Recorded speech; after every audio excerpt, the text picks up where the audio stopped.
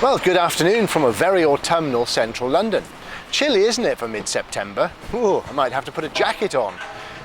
Meanwhile, whilst we wait for winter to appear, which looks imminent, the global leaders and the United Nations are at the COP26 summit, having flown there in their kerosene-powered planes to talk about perceived climate change.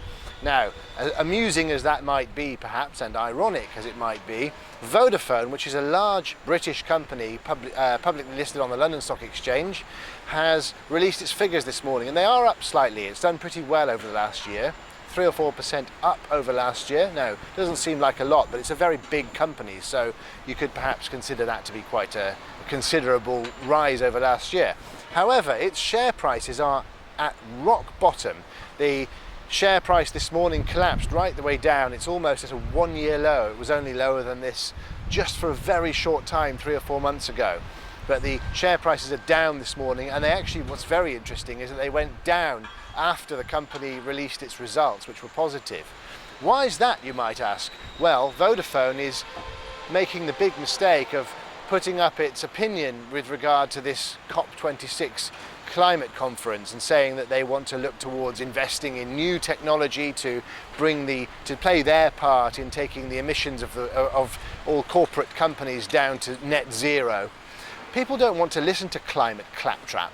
It is a waste of money. It is largely very political. It's all about perception. It's not something that investors and people who want to make their revenues out of having traded in shares in Vodafone want to hear. They want to hear what their next generation innovation is, where the company is going, what they're going to do to target their audience and get new customers and engage people in a very competitive marketplace. And let's be fair, the mobile phone industry globally is extremely competitive. They all price match against each other. There's lots of deals out there. Doesn't matter which country you're in, there's huge number of competitors these days. So Vodafone's participation in waffling about the climate has perhaps angered shareholders and made them concerned that they might waste money on a futile white elephant. And from where I'm sitting, it's the 15th of September.